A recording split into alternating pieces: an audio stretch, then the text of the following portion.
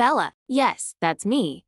And before you ask, no, I wasn't named after any movie heroine or runway model. I was named after my grandmother, a woman who made peppermints and enemies disappear with the same economy of motion. I'm 65, American to the marrow, and the most interesting thing about my face is how it doesn't flinch when life throws elbows. Which brings us to the afternoon the will was read. And my two sons Aaron, the almost responsible, and Harry the habit sat across from me shaking like busted slot machines. They had reasons. Aaron's love affair with poker is the kind of romance that leaves a man holding a velvet ring box full of IOUs. Harry, my baby, has an eye for quick highs and slow consequences. Twice the police called me ma'am with the tone folks reserve for women who should have known better. Their father, Sam, God rest him, was a better forgiver than Scout. He believed in them the way spring believes it can bribe winter with crocuses. Sweet, and sometimes foolish, but Sam also believed in me.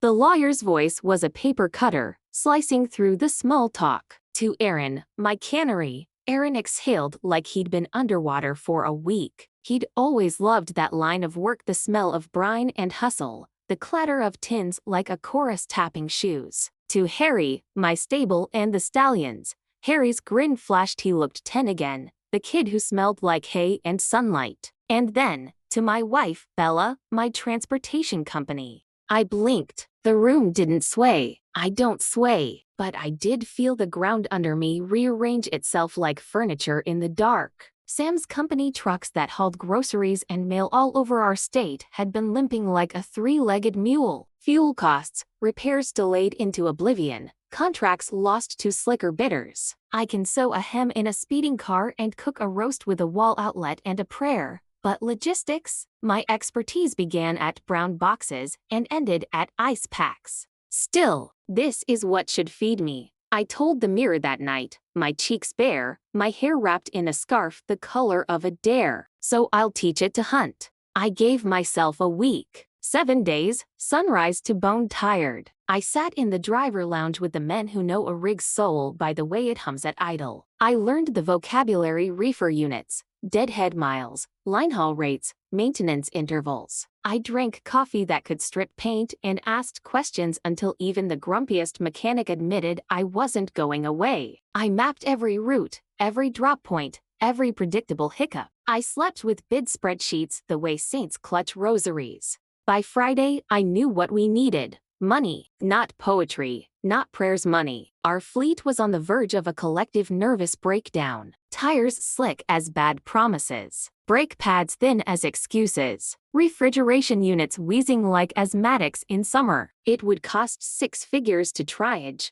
Never mind compete. 100,000. I told myself. A hard comma, but not a coffin. I called my eldest first. Aaron, I said, I need a favor. 100,000. A loan. The trucks need the kind of love that comes in a wire transfer. He cleared his throat. Ma, I don't have it. The next day, he bought his wife, Celesta, a BMW with a bow you could see from the moon. $200,000 of sleek apology to the god of speed, parked right where my pride could trip over it. He texted me a photo with a string of heart emojis like confetti over my common sense. When I called the younger one, I didn't even bother with preamble. Harry, I need 100. On deposit, he said, breezy as a yacht ad. Can't touch it, Mom. Penalties. Besides, sorry, but get out of here yourself. 100,000 isn't 100. You're a weirdo if you think someone will lend you that right now. The words smiled as they slapped me. The next afternoon, Aaron called to rat on his brother anyway, a sibling sport they've both lettered in. Don't tell Mom, he said to me, old habit, but Harry went to Vegas. Lost 50 grand in a night. I said nothing for a long 16 seconds, then I laughed. Not the happy kind, the kind that sounded like a match head after the strike. Thanks for the heads up, son, I said. Drive safe in Celesta's spaceship. When you can't borrow from blood, you borrow from character. Derek embodied both. He'd been Sam's friend since the days when they were two hungry boys with one toolbox. He's a logisticsman who owns a company with cleaner balance sheets than his shirts,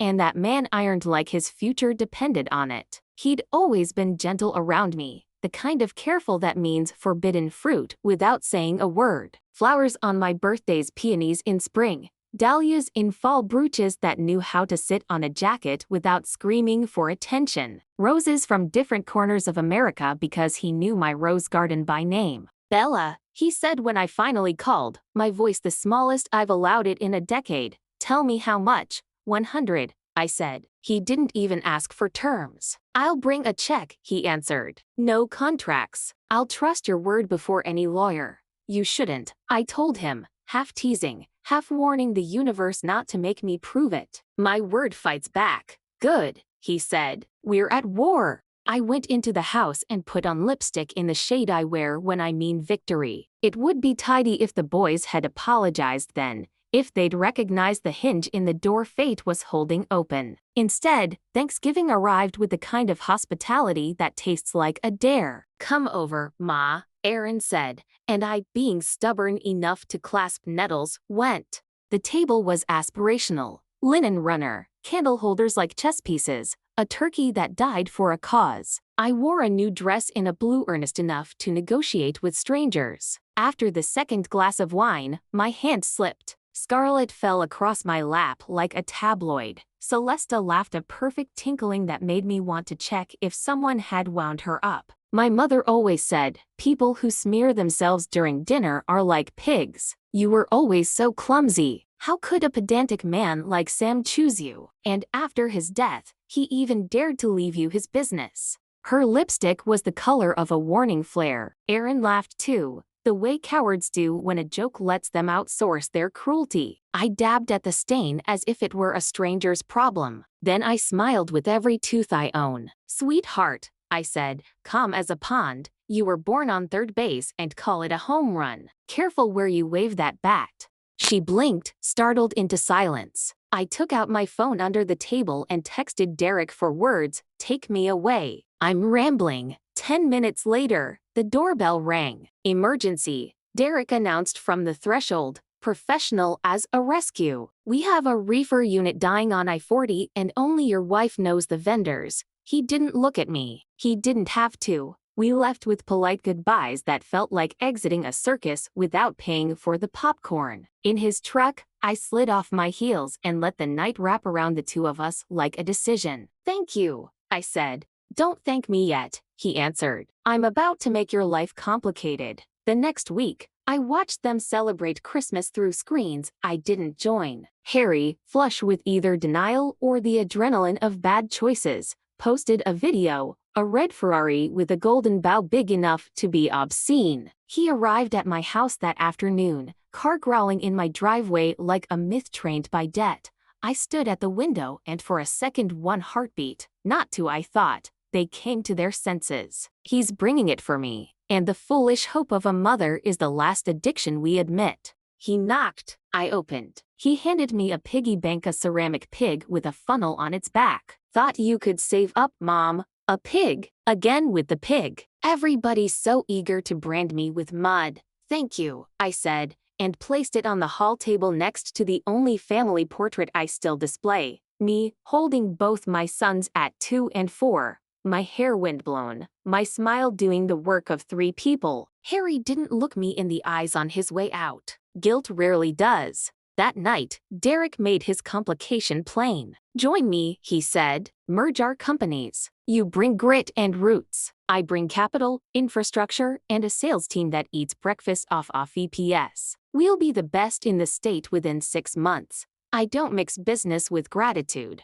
I said. It muddies both. He smiled barely. Then don't be grateful. Be greedy for the future you deserve. I slept on it. By morning, my answer was yes, but not the version anyone expected. We didn't just join forces. We built a machine. I audited every process like a nosy aunt at a wedding. We negotiated fuel hedges while the market blinked. We set up a maintenance calendar that would shame a cardiologist. I took silent joy in stamping paid on invoices my boys would have framed as wall art. And when the first month closed in the black, I took a pen and wrote to Sam in my journal, "You bet on a mule, love." Turns out she's a racehorse. Meanwhile, family invitations bloomed like poison roses. Birthdays, barbecues, a quick brunch, Just us, that sounded like an intervention disguised as French toast. I said no to all of it. Boundaries feel rude to the people who benefit from your lack of them. When they drove by, I asked my gardener, Luis, to say I wasn't home. But you are home, he'd whisper, confused. Not for them, I'd say. Within 6 months, our new company D&B Logistics, Derek insisted on the ampersand like it was a wedding ring, was running cross-state like a heartbeat and nibbling at international lanes. Capital doubled then, with a turn that felt like destiny dressed as discipline. Tripled. Reporters called. The paper ran a photo of me standing in front of a line of gleaming trucks, chin high, eyes clear. Widow turns wreck into rocket, the headline said. My boys read it. I know they did because they started calling with voices dipped in honey and proposals that smelled like a trap. We'd like to invest, Aaron said. We believe in you, Harry said, all evidence to the contrary. I didn't want them or their money. I wanted them to learn the language of consequences. Celesta, cunning as a cat near a canary cage, learned about a ring $500,000 worth of diamond that had slept in our safe since Sam bought it for our 40th. Rare stone, flawed history, and the last extravagant thing I allowed myself to keep. One bright Tuesday when I was at the salon getting my hair sharp enough to cut paper, she let herself into my house with a pilfered code and the confidence of someone who thinks the world was wrapped for her birthday. She discovered, instead, that my house is smarter than the average thief. The minute she brushed the safe, every door in that house sighed shut like it had made a decision. The smart home system I'd invested in because an old woman with new money sleeps better with lasers engaged. Siren? No, better. Paint. A fine red mist that marked the would-be owner of my diamond from hairline to heel. She slipped, she cursed, she pounded on the door like a fairy tale villain out of time. The cameras took it all, angles that would make a cinematographer weep. When I stepped through the garage entry, remote override in hand, Celesta stood in my foyer dripping like modern art. And who looks like a pig now? I asked, because sometimes the line writes itself. I called the police. They came. The cuffs shined. The paint dried. News travels faster than regret. Within a week, Aaron's cannery overleveraged and Underold missed a payment. The bank, fresh from reading about my spectacular rise, did not extend the same grace they did before. The shiny BMW, repossessed. I hoped the tow truck driver whistled. Harry's stable, once the jewel of the pasture, bled money through every fence board. The lender took the house when his payment calendar wandered off and never came back. He called me from a motel with a comforter that had seen enough sin to retire. Mom, he croaked, we need help. Oh, boys, I said, and I summoned their words like a spell. 100,000 isn't 100. You're weirdos if you think someone will lend you that much right now. Silence on one end, breathing on the other, and then I remembered something important. Debt. Mine. The clean, bright kind we incur when love steps in where family fails. I owe 100. I murmured more to myself than to them. To the man who wrote the check when all of you turned away. My phone buzzed. Not a son. Derek. He walked into my office like he'd built it with his bare hands, which, in a way, he had. He took my ink-stained, victory-ringed hand in his. Don't give it back, he said, voice low and certain, eyes the color of answers. You'd better be my wife. I looked at the door to the corridor where my sons had once walked in without knocking, at the framed photo of Sam on the shelf, at the glass wall reflecting a fleet I'd resurrected with my teeth and my stubbornness. I turned back to Derek and smiled the kind of smile that closes a chapter while sharpening a blade. Complicated, you said, I whispered. Good. Because if there's one lesson I intend to teach with roses and engines and well-placed traps, it's this. I won't be anyone's ATM, anyone's punchline, anyone's pig. I am Bella. I build, I bite, and I bless when I choose. And the next part of this story, that's where choosing gets interesting. I didn't answer Derek right away, not because I was unsure I'm past the age where uncertainty gets a vote, but because I've learned to let a good offer breathe in the air. You'd better be my wife, he'd said, as if marriage were an upgrade I could accept like new firmware. My heart did a small, delighted somersault, then sat up in a chair and crossed its legs. Sit, I told him, and he did, which is how I knew I might say yes. I poured him the coffee we keep for VIPs and emergencies. Derek counts as both. We're going to do this my way, I said finally, which is to say clean, clear, and with enough paperwork to make a notary weep. He grinned. You're negotiating a marriage? I negotiate my breakfast, I said. Why would I stop at matrimony? First, you don't get to rescue me. I'm not a kitten in a tree. I'm the tree. Second, we keep the ampersand, but the ampersand never swallows me whole. Third, if we marry, we write a prenup that reads like a contract between two sovereign nations. Not because I don't trust you, but because bad luck loves a vacuum.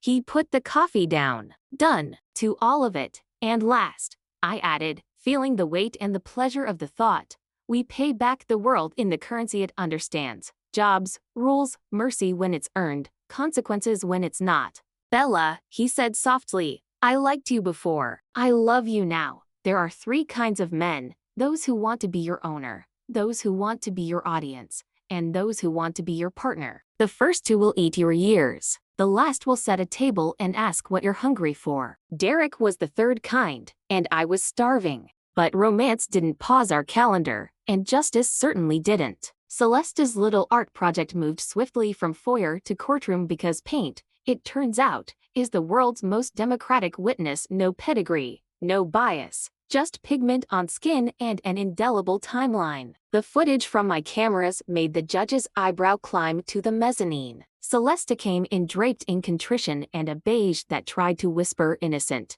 It only managed boring. Mrs. Alvarez, the judge said, did you enter your mother-in-law's home without permission? She inhaled. Celeste always looked like someone who believed oxygen was more expensive for her than for the rest of us. It was a misunderstanding, she began, then paused as the prosecutor hit play. On the screen, there she was, brisk, practiced, reaching for my safe with a confidence that announced this wasn't her first rodeo with someone else's saddle. The paint, of course, stole the show. A perfect plume, festive as a parade, coating her designer blouse as if Karma had hired a stylist. When the video ended, the room tried not to smile. The judge leaned in. Guilty. Fines, probation, community service, and a protective order that, if violated, will feel like a trapdoor under your feet. Gavel. Exit music. Aaron didn't meet my eyes as they left. Shame is shy. It doesn't like to be seen. Back at the office, I rolled out a new set of policies that would make any future Celestes think twice. We called it the teacup protocol because I've always liked the look on a man's face when a policy with a cute name bites him. Every executive, including me, would have a 2-factor authentication for their home security tied to our corporate risk system. Any attempted breach, digital or physical, would set a chain of events in motion: alerts, locks, legal notifications. I also had the maintenance team install civility cameras in every break room, not to spy, but to remind. People behave better when the mirror is on. You're a menace, Derek whispered into my hair during the launch meeting. I'm a grandmother with a budget, I whispered back. Menace is the job. We widened our routes, chasing refrigerated demand like hunters who bothered to learn the seasons. While competitors played price chicken, we offered reliability you could set your heart meds by. Drivers started asking to transfer over. I didn't just hire them. I met them. I asked about their families and their favorite road snacks. I learned that men who feel seen will cross a state line with a loyalty you can build a company on. We instituted truck baptisms for newly refurbished rigs. Small ceremony, a little ribbon, a ridiculous bell someone found at a flea market. Laugh if you want. A named machine sits straighter on the highway. Meanwhile, the boys spiraled with the grace of a drunk giraffe. Aaron's cannery contracts frayed under the stress of leadership by guess. He called me twice, each time hawking a new scheme with the eagerness of a man trying to sell a parachute after the plane door has already opened. Harry left me voicemails at a m that smelled like cheap whiskey and panic. Mom, I swear, this time I'm clean. I just need a bridge, a lifeline, a something. Funny how they had mathematics for what I owed them but amnesia for what they owed me. I did not slam the door. I shut it with 2 hands and a prayer. I meant, Let them meet the borders of themselves without breaking. I hired a lawyer to set boundaries I wouldn't be tempted to soften. Communications through counsel, if it was about money. If it was about life, illness, births, death, my phone was a church with an open door. This is what people never understand. Love and boundaries are often the same thing, sewn with firm thread. You should know I possess a flair for theatrical education. Some call it petty. I call it curriculum design. The day after the repossession truck sang with Aaron's BMW, I mailed him the piggy bank Harry had gifted me. No note, just a ribbon and a label that reads savings, first deposit. For Harry, I sent a single horsehair braided into a bracelet with a tag, the leash can become a rein. Pull, don't beg. I didn't expect epiphanies. I expected irritation. Sometimes that's how the light gets in. The press found any angle that glittered. From widow to winner, logistics queen, grandma's got grit, I let them print it all. Smiled in photographs, wore suits that said I was not auditioning for apology. A young reporter with a notebook and eyelashes asked the question everyone wants to. How did you do it? With lists and rage, I said. Every woman my age has a drawer full of both. I just put them to work. Derek and I planned a small wedding that grew as weddings do whenever anyone with a calendar and an opinion got involved. We settled on April, a backyard, a string quartet, and vows that did not mention obedience but did promise good coffee and mutual bail money. I chose a dress the color of pearl and a pair of boots that could outrun a bad decision. The prenup was a novella in plain English. If we split, the trucks didn't. If one of us died, the other would never have to sell a fleet to buy peace. D and B stayed D and B, with or without rings. You're romantic, Derek murmured, signing. I'm practical, I said. It's love that's the romantic one. He gave me a ring set with an old cut diamond that wasn't rare so much as honest fire in the right light, quiet otherwise. I put it on and felt something in me unclench. Not the part that needed a man, but the part that enjoyed choosing joy without apologizing. I kept busy, which has always been my favorite antidepressant. We launched the Rosary Project, a training program for women over 50 who needed a second act and a steady paycheck. Dispatch, routing, customer service, safety compliance skills that don't come in a velvet box but will change a life. I watched grandmothers sit at terminals and shepherd fleets like air traffic controllers, nails bright, eyes brighter. On Fridays, we brought roses into the office. The scent said, "This is not a factory. This is a room where people's futures are being built by the hour." The first graduation day, I put on my lipstick of victory and cried into a napkin anyway. Derek caught me. Soft heart, he teased. Sharp edges, I reminded him, dabbing. Both are tools. And then came a letter, the kind made of expensive paper and old entitlement. It was from Aaron's lawyer, alleging emotional distress caused by my public humiliation of his wife. I read it twice, then laughed the way a woman laughs when she remembers she owns both a good attorney and a superior filing cabinet. Counterclaim, my lawyer said, already dialing, and a reminder that your security system footage is admissible, and your paint is award-worthy. I didn't want to bury my son. I wanted to bury the idea that I was an ATM with a heartbeat. The response we sent was respectful, firm, and laced with footnotes as sharp as stilettos. The suit disappeared into the fog banks where bad ideas go to die. On a Sunday, when the air smelled like cut grass and laziness, Harry came to the gate on foot. No Ferrari, no arrogance, just a man who looked like a boy who'd stayed up too late for 20 years. Luis radioed me from the front. "Ciora," he said, "the young one is here. He has flowers. They look nervous." I met him halfway down the drive. He held out the bouquet like a man offering a life raft to the person he's already thrown overboard. "Mom," he said, "I'm in a program. I'm clean. 42 days. His mouth wobbled. "I can't ask you for money.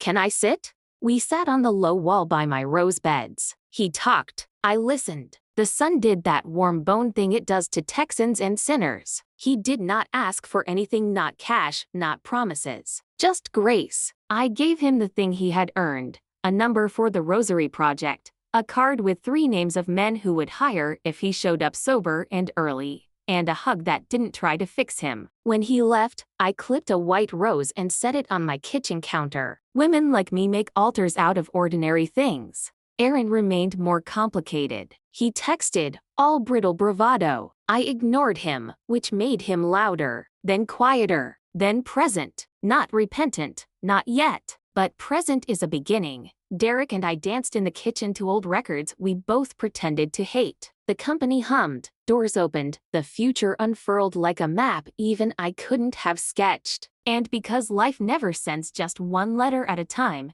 an envelope arrived with a return address that made my stomach practice falling. The bank that held the note on Aaron's cannery. It was an offer, or a threat dressed in an offer's suit. They were moving to foreclose unless a buyer stepped in to stabilize operations. They had heard funny how they do that we had capital and a talent for resurrection. They would entertain a bid from D&B Logistics. Should we be inclined to diversify into value-add processing? Absolutely not. My mouth said. Derek's eyes twinkled. Absolutely not, he echoed, which in our language translates to, let's look at the books anyway. We did. The numbers told a story I recognized. Neglect, vanity projects, a habit of mistaking a check-in for a check. But underneath, there was infrastructure, contracts, a loyal mid-level crew doing the Lord's work with duct tape and optimism. It could be saved, not for Aaron. For the people who'd still show up even if the doors were locked. Bella, Derek said, tapping a line item, if we do this, it can't be a favor. I don't do favors, I said. I do frameworks. And then, because life loves timing and drama like a novelist with a deadline, Aaron called. His voice was small, a thing I had never heard from him, not since he learned at 3 that a smile would buy him anything. Mom, he said, they're taking the cannery. I stared at the figures, at the rust you could sand, at the goodwill you could regrow, at my son's life's work strangling on his worst habits. Across the desk, Derek watched me with the patience of a man who would marry a woman who negotiates with God and wins half the time. Mom, Aaron said again, the word now a rope tossed across a widening gap. I closed the ledger. I breathed. I considered the newest lesson I might design, one that would teach without breaking, build without indulging, and tighten every bolt on the word dignity. Come to my office, I said, finally. Tomorrow, 9 a.m. bring a pen, and bring the part of you that can hear the truth. He exhaled like a man whose lungs had been held hostage. Okay, I hung up and looked at Derek. He raised an eyebrow. Framework? Framework, I confirmed, but not for him alone. Meaning, I said, and smiled the smile of a woman about to thread a needle through silk and skin alike. If he wants to save what he loves, he's going to learn to drive a truck. Derek laughed, delighted and a little afraid. You're going to put your son on a route? I'm going to put him on the right one, I said. Outside, the roses nodded in a wind that promised rain. Inside, somewhere between a proposal and a prenup, between mercy and a stern syllabus, I began to write the next chapter of our messy family saga, a chapter that would start with a pen, a map, and a clean uniform laid across a chair. And then the intercom crackled. Luis again. Voice tight. Ciora, you should come to the gate. What is it? I asked, already standing. There's a woman here, he said. Says she's Derek's daughter. When Luis said those words, Derek's daughter, I froze with my hand still hovering over the intercom button. I didn't even know he had a daughter. The man could quote truck maintenance schedules like poetry, tell you the price of diesel in 12 states, and remember the date of my husband's death with reverent accuracy. But never once had he mentioned a child. Let her in, I said finally, because curiosity is my favorite risk. The gate whirred open. I walked out to the gravel drive, my robe knotted tight at the waist, a cup of coffee cooling in my hand. A sleek black car rolled forward, sunlight scattering off the hood. From the driver's seat emerged a young woman in a navy suit too fine for morning visits, too sharp for surprise. She was beautiful the way ambition often is, polished, precise, and mildly exhausted. She extended her hand. You must be Bella. I'm Claire. Her handshake was firm, the kind that tells you, I've practiced this in mirrors before board meetings. I didn't know Derek had a daughter, I said, matching her tone with 1 part warmth, 2 parts scrutiny. I didn't know he had a Partner, she replied, eyes flicking briefly toward the house, where Derek's jacket hung on the porch railing. He and I haven't spoken in years. Business disagreements. I came because I heard you're merging operations, and there are things you need to know. I motioned toward the patio. Well, Claire, if you're bringing mornings, I prefer mine with caffeine. Sit down. Let's have it. She did, crossing her legs like someone who's used to boardrooms, not backyards. My father is brilliant, she began, but he's reckless when it comes to people he cares about. He'll sacrifice profit for loyalty, logic for love. That's why I left his company. I didn't want to watch him lose everything again. Again? I raised an eyebrow. Claire nodded. 10 years ago, before he founded D&B, he lost an entire logistics firm in Chicago because of a woman. He gave her half the shares. She left him for his business partner. He went bankrupt trying to keep it afloat. Ah, so that's the flavor of history we were dealing with. The kind that leaves a scar even the sharpest shirt collar can't hide. I'm not that woman, I said quietly. I hope not, Claire replied. But you should know, he loves fiercely and forgives slowly. If you hurt him, he'll disappear into work until he forgets how to breathe. I studied her, this young woman who had her father's jaw and none of his warmth. She wasn't cruel, just built for defense. You came all this way to tell me that? No, she said. I came to make you an offer. And there it was, the real reason. People rarely drive 3 hours for sentiment. She took a folder from her bag and slid it across the table. I run a supply chain software startup. We're launching a predictive routing platform that could cut D&B's operational costs by 20%. I want you to invest, not Derek you. I'd rather deal with a woman who knows how to turn a dying company into a national leader.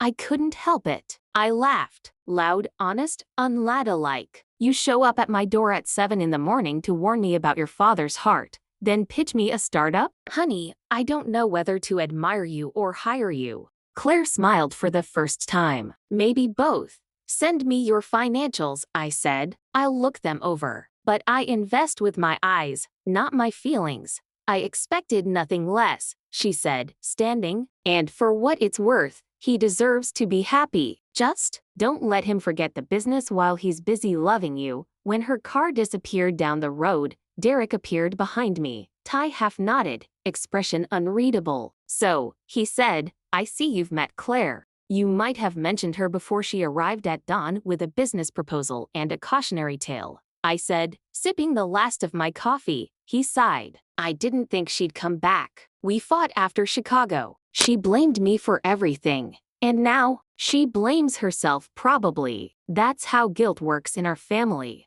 I looked at him over the rim of my mug. You should call her. Today. No deals, no explanations, just a father talking to his daughter. He nodded. After your meeting with Aaron. Yes, I said. My other prodigal child. One at a time, apparently. At 9 sharp, Aaron arrived. I recognized the sound of regret in his footsteps before I saw him slow, measured, as if each one required permission. He'd lost weight. His suit didn't fit. The tan from his lake house was gone. This was a man recently acquainted with humility. And humility, my friends, is the world's most effective cosmetic. He stood in my office doorway, hat in hand literally, a brown fedora like something out of a black and white movie. Morning, Mom. Morning, I said. Sit, and don't call me Mom in meetings. It makes me look unprofessional. He gave a half smile. Yes, ma'am, better. I slid the cannery's ledgers across the desk. Here's the situation. You owe the bank $600,000. Your accounts receivable are a disaster. Your machinery is salvageable, but your management isn't. I'm willing to acquire controlling interest 70%. You'll retain 30, contingent on performance. He blinked. You want to buy my company? No, Aaron. I want to save it from you. You'll work under D&B for a year as operations manager. Salary, benefits, the whole deal. You'll learn how to run a business properly, or you'll watch me do it without you. His pride flared, brief but visible. So I'd be your employee. You'd be lucky, I said. Do you want to rebuild your life or write your own obituary? He rubbed his temples. Can I think about it? You can, but the bank won't. They're ready to list the property next week. I'm giving you a rope, Aaron. Whether you climb or hang from it is up to you. He looked at me, really looked. Maybe for the first time since childhood. You've changed, he said quietly. No, I said. You just finally ran out of ways to ignore who I've always been. He signed the papers the next morning. By spring, the cannery was a case study in resurrection. D&B trucks rolled through its gates, freshly painted with our logo, and the employees began smiling like people with paychecks they could trust. Aaron kept his head down, learned inventory management, took night courses in accounting. He wasn't brilliant, but he was steady, and steady can move mountains if you give it time. I visited once a week, clipboard in hand, pretending not to beam when I saw him chatting with the workers like a man who finally understood the word team. Meanwhile, Derek called Claire. Their first conversation lasted 2 hours. Their second, 3. I stayed out of it mostly. But one evening he came home, face softer than I'd ever seen. She's coming to the wedding, he said. Good, I replied. I've already picked out a seat between my cousin Louise and the most intimidating woman in our legal department. She'll either make a friend or a connection. He laughed. You're terrifying. I'm effective, I corrected. Our wedding day dawned under a sky the color of forgiveness. The backyard was draped with lights, tables lined with white roses from my garden. I'd invited no reporters, no gawkers, just the people who'd built, driven, welded, and hustled beside us. Real people, the kind who understood that love, like business, requires maintenance. Aaron came, nervous but proud. Harry didn't. He sent a card. I'm still sober, Mom. 58 days. I'll see you when I'm stronger. It was enough. Claire arrived late, in a crimson dress that clashed beautifully with the modest tones around her. She kissed her father's cheek and whispered something that made his eyes glisten. When she hugged me, she said, "Thank you for not being afraid of him." I don't do fear, I said. I do strategy. The ceremony was short and fierce, just like our love. Derek's vows were plain. I promised to never let comfort turn to complacency. I promised to argue fairly and forgive loudly. Mine were shorter still. I'll build with you, not on you. When the music started, Aaron pulled me aside. Mom, he said, thank you for the job, the chance, everything. I squeezed his hand. Don't thank me. Earn it. He nodded, and in his eyes, I saw something I hadn't in years: respect. Not the hollow kind you show out of habit, but the solid kind you give when you've finally learned what strength looks like.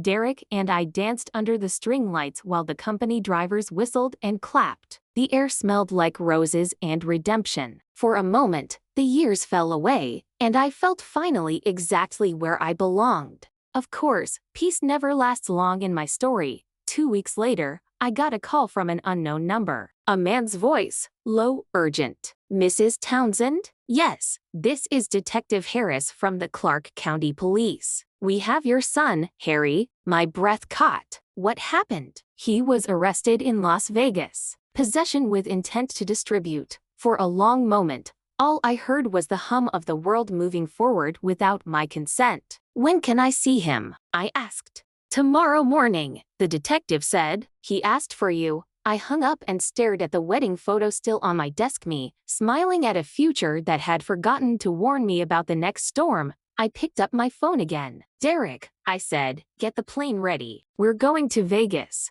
because some lessons have to be taught in person. Vegas. I hadn't been there in 40 years, not since my honeymoon with Sam when we were young enough to mistake neon lights for destiny. Back then, the city had felt like champagne, loud, sparkling, and dangerous only if you didn't know when to stop sipping. Now, flying in with Derek beside me, it felt like bleach to bright, too clean, and meant to scrub something ugly from view. Harry was in the Clark County Detention Center, a concrete box that smelled of metal and regret. The detective met me in the lobby, hat in hand. Mrs. Townsend, your son's in holding. We found half a kilo in his car. He's looking at intent to distribute.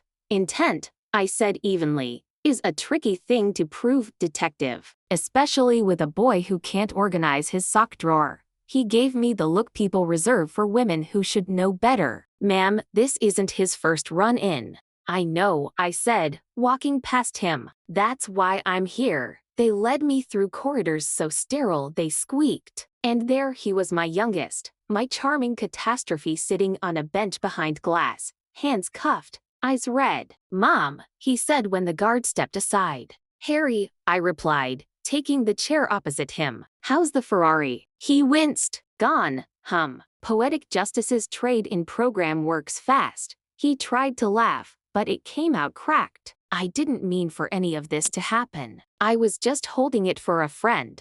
Of course you were, I said dryly. And I was just flying to Vegas for the buffet. His shoulders sagged. You think I'm lying? I think you're addicted to bad judgment, I said. And I think it's time you find out what withdrawal feels like. He looked up, startled. You're not bailing me out? No, I said. I'm hiring you a lawyer, not a miracle. The silence between us filled with every unsaid thing from the last 10 years. I'd saved him too many times, paid too many fines, wiped too many slates clean. My compassion had become his currency, and he'd spent it until the balance hit zero. Harry, I said finally, softer now, do you know why I took the trucking company after your father died? Because he left it to you? Because I had no choice, I said. And having no choice can be the best teacher. You're out of choices too, darling. Use it. He dropped his head into his hands. I've messed up everything. Then you're finally qualified to fix something, I said. That's what experience means.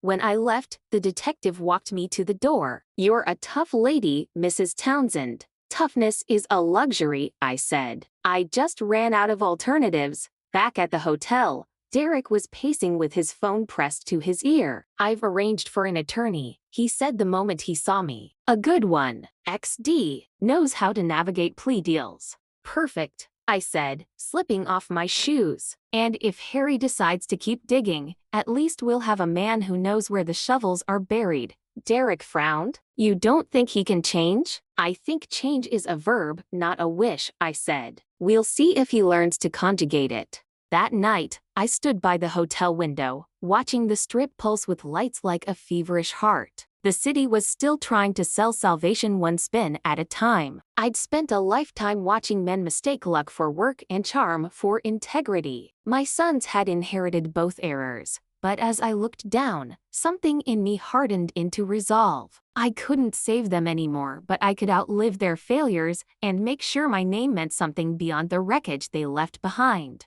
2 months later, Harry was sentenced to a year in a rehabilitation program. The charges were reduced after his friend confessed to ownership of the stash. The judge, a woman with a face carved from patience, looked straight at me during sentencing. Mrs. Townsend, she said, you've raised a persuasive son. Let's hope he finally learns to persuade himself. When they took him away, I didn't cry. I'd already done all my crying for that boy. Derek drove us home, his hand covering mine on the console. You did right, he said. Maybe, I said. But right doesn't always feel kind. Back in Texas, the world refused to pause. The cannery was thriving. Aaron had turned into a man who used spreadsheets instead of excuses. Claire was finalizing her software pitch for us, and the press was still calling me the Steel Widow. I didn't correct them. Steel has a ring to it that silver never quite matched. One morning, Claire came into my office with her laptop. I've integrated the pilot program, she said. Real-time routing optimization. You'll save 12% on fuel this quarter.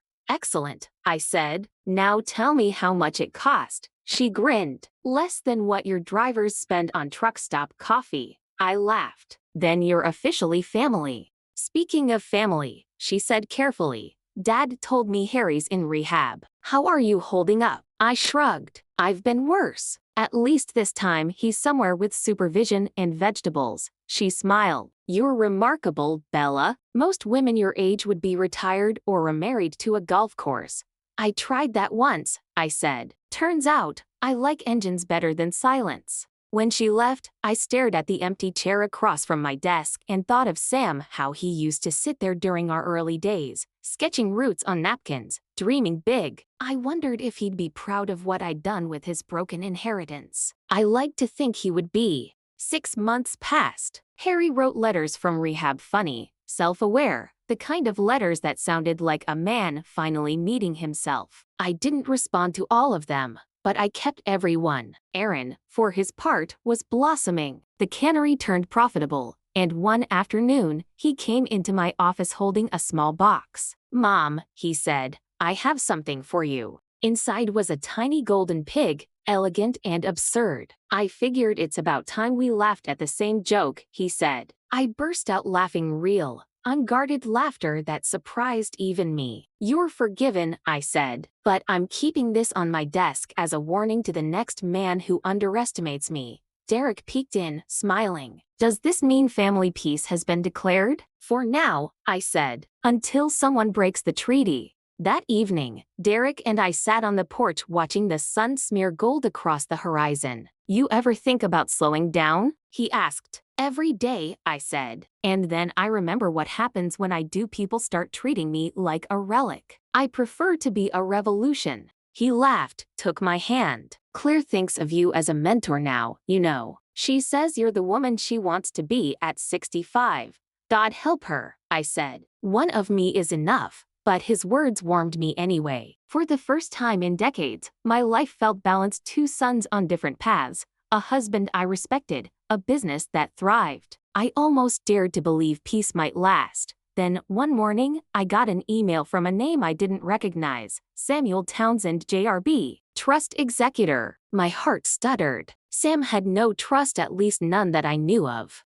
The message was brief. "Dear Mrs. Townsend, per your late husband's instructions, certain assets have matured and are due for release. Please contact us immediately to discuss." Attached was a document labeled confidential, secondary will provision.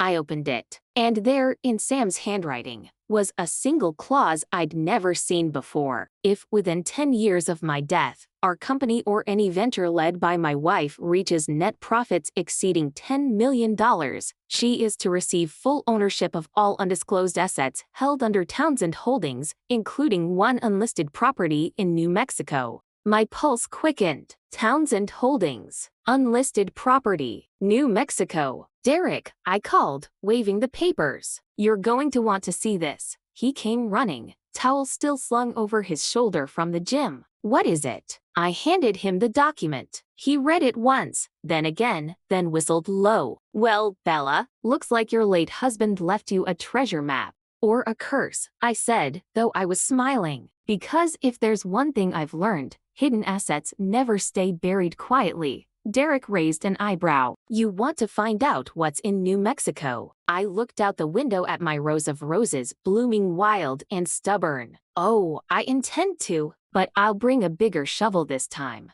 Because if Sam's ghost wanted to play one last game, I was more than ready to win. The morning after I found that mysterious clause in Sam's will, I sat at my kitchen table with a map spread before me and a pen tucked behind my ear like a gunslinger with her final bullet. New Mexico. The words hummed with a strange nostalgia and suspicion. Sam and I had never owned property there, or so I thought. And yet, the handwriting was unmistakable. It wasn't just the slanted T-S and the way he crossed his L-S like little daggers. It was that tone Sam always wrote, like a man hiding a secret in plain sight. And apparently, even death hadn't cured him of it. Derek poured me coffee, dark as fresh asphalt. "You really think this is real?" "Real enough to get my boots dusty," I said. Sam wasn't the kind of man who left mysteries for the fun of it. If there's something in New Mexico, it's there for a reason. He studied me over his mug. "We could send someone, hire a private investigator,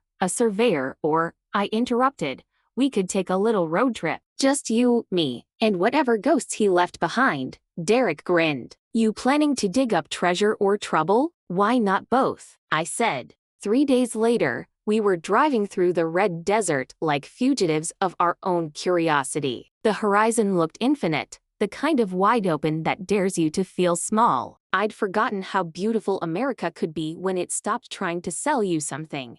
Sam's file had listed coordinates near a town called Los Silos, population 201 bar, and a church that doubled as a post office. The only sound for miles was the hum of our tires and the desert wind whispering, "Careful, Bella, secrets don't age kindly." When we reached the coordinates, we found a gate rusted, padlocked, and marked with a faded sign that read Townsend Storage Facility, no trespassing. Well, Derek said, stepping out of the car, at least it has your name on it. I squinted through the bars. Beyond them stretched a lot half-desert, half-metal yard with a single hangar-like building at its center. The place looked long abandoned, but something about it hummed with hidden life. "Let's find a locksmith," I said. "I packed bolt cutters," Derek replied. I turned to him, half shocked, half delighted. "You are a man after my own heart." The lock gave way with a satisfying snap. Inside the hangar, dust motes danced in the sunlight streaming through broken skylights. But beneath the dust, there were shapes rows of covered objects under thick tarps, and at the far end, a heavy steel door with a keypad. "Sam, you sneaky bastard," I murmured. Derek ran a hand along the nearest tarp and peeled it back. Underneath sat a truck, an old Townsend transport rig, the kind from the company's early years. Its paint was faded, but the chrome still caught the light. Behind it, more tarps, more trucks, lined up like sleeping soldiers. "There must be 20 of them," Derek said, whistling. "He stored an entire fleet out here." I walked the row, heart pounding. Every truck bore the same serial plate, each registered under Townsend Holdings, the shell company named in the will. But why hide them? Then I noticed the door, the keypad. "Derek," I said, "these aren't here for nostalgia." Sam was hiding something bigger. We tried the keypad. 4 digits. I didn't even have to think about it. I typed 1975, the year we married. The lock clicked open. Inside was a small office, surprisingly clean. Papers were neatly stacked on a desk, a safe in the corner, and on the wall a map of the U.S. freight network with pins connecting routes like arteries.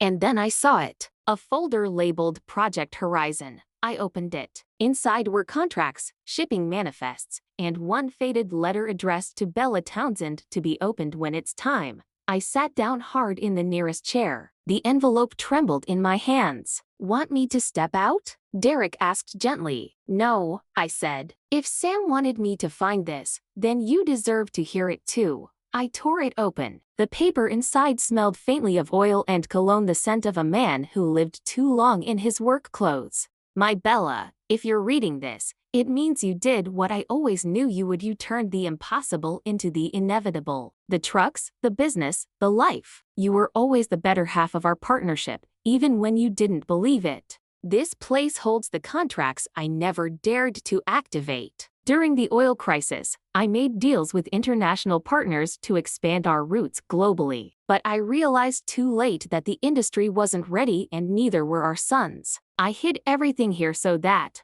one day, you might use it when the world caught up to your courage. The fleet is paid off. The licenses are clean. All you need is to put your name where mine once stood. When you do, Townsend Transport will become something more than a business. It'll be your legacy. And Bella, if you ever doubt it, know that my faith in you was the only gamble I ever won. Love always, Sam." By the time I finished reading, my eyes burned. Derek knelt beside me, hand steady on my knee. "Looks like he left you the future," he said softly. "No," I whispered. "He left me a challenge." Because buried under that letter were contracts with global carriers, names that still meant something. Maersk, DHL, Panstar Logistics. My husband had built a hidden bridge to international transport, but he'd never crossed it. And now it was mine to finish. The next weeks were a blur of lawyers, phone calls, and signatures. We moved the fleet out of New Mexico, refurbished the trucks, and rebranded them under D&B Global. I spent my mornings in steel-toed boots and my evenings in silk blouses, juggling boardrooms and repair shops like a circus I refused to let burn. Derek teased me. "You know, most brides start their marriages with a honeymoon, not a hostile takeover of their late husband's secret empire."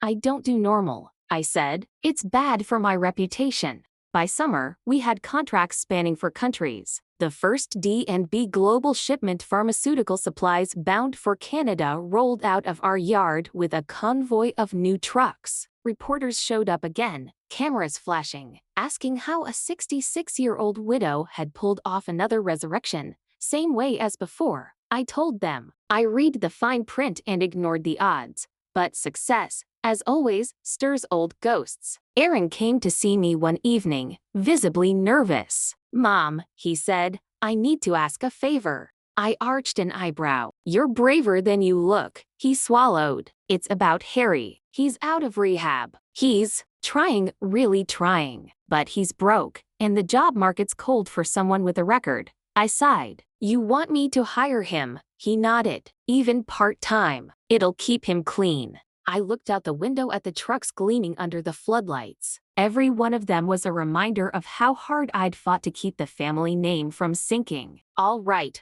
I said, "but he starts from the ground up. Driver trainee, minimum pay, no shortcuts." Aaron smiled. "Thank you, Mom. You won't regret it." "Maybe not," I said, "but he might." 2 weeks later, Harry walked into the D&B yard wearing a clean shirt and a look of someone terrified to hope. I met him halfway. "Harry Townsend," I said, hands on my hips. "Reporting for duty?" He grinned shyly. "You still look like the boss, Mom." "I am the boss," I said, "and I don't tolerate tardiness, excuses, or relapse. You ready for that?" He nodded. "I think I finally am." "Good," I said, handing him a clipboard. "Your route starts Monday. And Harry, don't you dare crash my trucks." He laughed. "I'll do my best." For the first time in years, his eyes looked clear. That night, Derek and I sat in the office reviewing the last of Sam's papers. Among them, tucked between receipts and route maps, was one more sealed envelope. This one wasn't addressed to me. It read, "For my sons, to be delivered when they earn it." I smiled slowly. "Well, Sam, looks like the timing's perfect." I turned to Derek. "Tomorrow, we give them this. Whatever's inside, they've finally earned the right to know." He looked at the envelope like it might bite. "You sure?" "I'm sure," I said, slipping it into my purse. "The past taught me enough. It's time they learn from it too." But as I walked out into the night, I couldn't shake the feeling that Sam's final lesson might be the hardest one yet. The next morning, I invited both my sons to the house. Aaron arrived first, punctual as always these days, wearing a crisp shirt and that cautious smile of a man who's learning how to live without arrogance. Harry came 10 minutes late but sober, with coffee for everyone and eyes that didn't dart around the room anymore. Progress small, but real. We gathered in the garden, where the roses were wild with color. Derek poured iced tea. The air smelled like forgiveness, if such a thing has a scent. It's roses, mint, and a hint of gasoline. I placed the envelope on the table between us. "Your father wrote this for you," I said. "I didn't open it until now. I figured you had to earn it first." Harry's fingers twitched, but Aaron waited for my nod before touching it. He slid a finger under the flap and unfolded the letter carefully, as if afraid the paper might disappear if he breathed too hard. He read aloud. "My sons, if you're holding this, it means you've made your mother proud, and that alone tells me miracles exist. I was hard on you sometimes, too forgiving other times. I wanted you to grow into men who understood that wealth without wisdom is a curse, and that a mother's strength is not something to lean on, but something to learn from. There is no inheritance in this envelope. You've already spent what I gave you, and she has rebuilt it tenfold. What remains is the only thing I could never give her, your respect. Earn it every day, and you'll never go hungry again. Your old man, Sam." For a long moment, no one spoke. The breeze moved the roses like an audience waiting for applause that never came. Harry was the first to break the silence. "He was right," he whispered. "We didn't deserve her." "Speak for yourself," Aaron said, half smiling, then sobered. "No, he's right. We didn't." I leaned back in my chair, watching them both. "Well," I said, "now that we've cleared that up, what are you going to do about it?" Aaron looked at me. "Keep working." Harry nodded. "Keep driving." "Good," I said. "Because legacy isn't about who dies. It's about who shows up." They both smiled at that, and for the first time in years, the three of us felt like a family, not perfect, not even healed, but honest. That evening, after the boys left, I sat on the porch with Derek. The sun was setting in gold streaks, the way it does when it's trying to apologize for the heat. "You handled that beautifully," he said. "Practice," I said, sipping my tea. "Raising men is just crisis management with snacks." He laughed and put his arm around me. You ever think about retiring now? You've rebuilt a company, found lost trucks in the desert, made peace with your sons, and exposed a thief. What's left? I smiled at the horizon. Expansion, he groaned. Of course, but he knew me well enough not to argue. Because what Sam had left me in New Mexico wasn't just old trucks and dusty contracts, it was a blueprint for the future. Those trucks weren't antiques, they were prototypes. Sam had been working on eco-efficient freight before it was fashionable. With Claire's software, Derek's infrastructure, and my stubbornness, we could turn that dream into a reality. And that's exactly what we did. Within a year, D&B Global launched a new division, Townsend Green Freight, powered by hybrid engines and solar-assisted cooling systems. Reporters called it revolutionary. I called it finally doing what we should have been doing all along. Harry became one of our best drivers, reliable, punctual, and humble. Aaron ran the cannery like a man who'd learned the art of patience. Claire joined the board as CTO, and Derek stayed exactly what he'd promised to be. My partner, not my shadow. On our first anniversary, he handed me a small envelope. Your turn, he said. Inside was a check for $100,000. I raised an eyebrow. You trying to buy forgiveness for something I don't know about yet? He chuckled. No, I just thought it'd be poetic. And then I laughed so hard I nearly spilled my champagne. Because, oh yes, the universe did love its full circles. That night, we invited Aaron and Harry over for dinner. After dessert, I handed them each an envelope. Inside, I said, you'll find something familiar. Aaron opened his first. It was a check for $100,000, made out to lessons learned. Harry blinked. Mom, what's this? An exercise, I said. You told me once, 100,000 isn't 100, and I was a weirdo for wanting to borrow it. Now it's your turn. Find a purpose for it. Not a car, not a party, a purpose. Build something. Fix something. Give something. But whatever you do, don't waste it. Aaron's eyes softened. You're trusting us with this? No, I said. I'm testing you. Harry grinned. Fair enough. 3 months later, Aaron called. Mom, I used the money to expand the cannery's training program. We're hiring recovering addicts and teaching them logistics. It's working. And Harry? He sent a picture of a small halfway house near Austin. The sign read, The Red Pig Recovery Center. Underneath, in smaller letters, founded by Harry Townsend, dedicated to the mother who never gave up. I had to sit down for that one. I stared at the screen until tears blurred it. Full circle, I whispered. At last. Years have a way of folding themselves quietly when you stop fighting the clock. I turned 70 with a glass of bourbon in one hand and a press release in the other. D&B Global had just won the National Award for Environmental Innovation. The headline read, From Widow to Titan, the woman who rewrote the rules. I smiled, because I hadn't rewritten the rules. I'd just stopped asking permission to play by them.